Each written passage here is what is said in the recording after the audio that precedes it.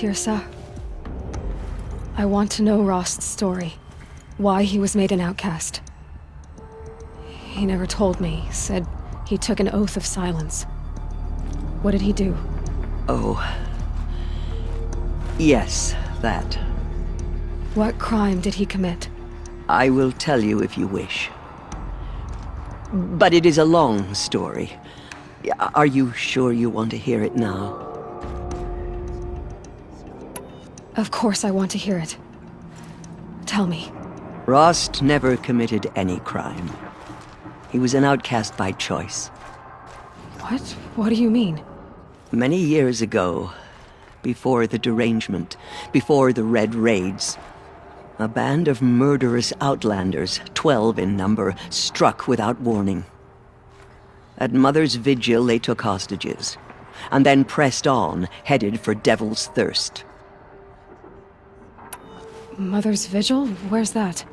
You would know it as the Forsaken Village, near the Karja border. But at the time, many families lived there. Rost's was one of them. His mate was killed fighting the Outlanders, and his daughter was among those taken hostage. His daughter? What was her name? Alana. She was just 6 years old. Nora Braves couldn't stop 12 Outlanders? Or rescue the hostages? It was quite impossible. We outnumbered them, but every time a Brave came within bowshot, the Outlanders killed a hostage. What did they come here to do? That was never discovered. We couldn't track closely enough to observe them. We know they camped beyond Devil's Thirst for 2 days.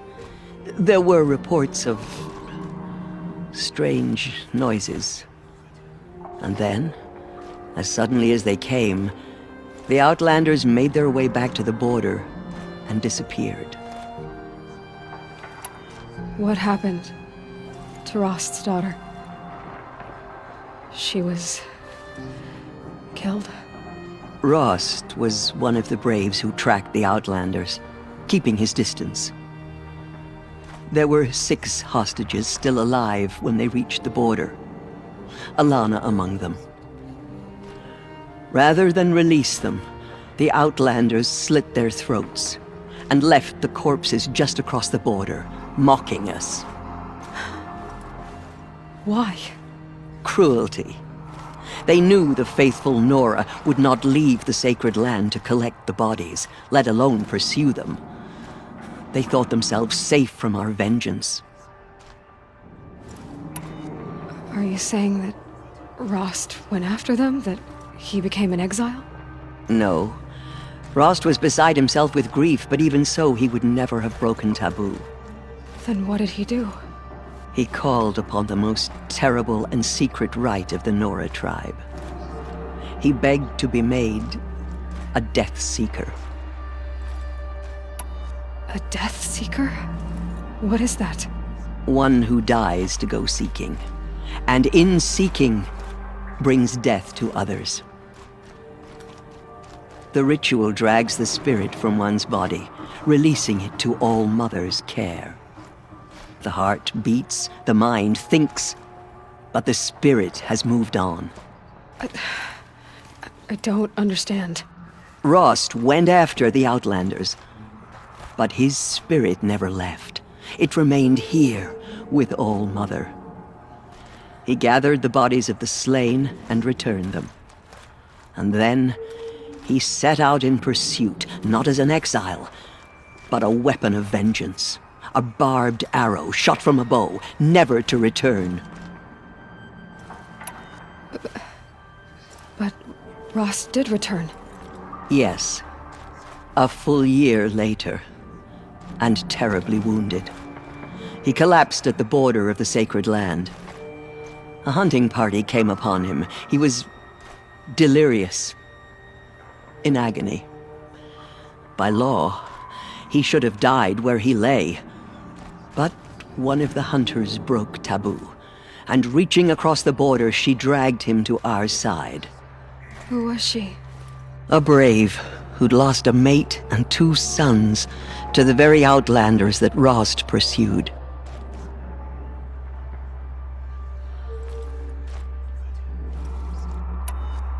So, Rost never finished his mission. To the contrary, he killed all 12.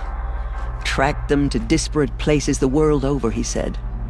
Meridian, Ban-Ur, the Claim, Utaru Land, further even, into the Forbidden West. The last he killed nearly got the best of him. Wounded, he stumbled and crawled back to us, hoping to die as close to the sacred land as he could. He never expected nor asked to be dragged across the border and nursed back to health. That was done to him, leaving us, the matriarchs, in a difficult position. Why couldn't you just welcome him back? Rost had been made a Death Seeker, Aloy. He no longer had any place among the tribe. By law, he should have been driven back out. But we couldn't bring ourselves to do that, so we offered a compromise. You made him an outcast. Yes. We offered to do so on... After all he did, all he suffered, to be declared an outcast was his reward. Rost was overjoyed. He never expected to live another day in the sacred land. He resolved to spend the rest of his days in solitude, and was happy to do so. But then you found me, and gave me to him. Yes. Another compromise. The matriarchs feared you, and would not let you be raised by the tribe. And so we turned to Rost. I knew that he would take care of you, bring you up, teach you to worship All-Mother and respect the ways of the tribe. He certainly tried anyway. You took a man who'd lost his daughter and made him raise an infant girl? Doesn't that strike you as callous? I'm inclined to think the course of events has shown the wisdom of our choice. And I'm quite certain that from the moment he laid eyes on you, he saw you as a gift and never a burden. All right, dear sir, that's quite a story.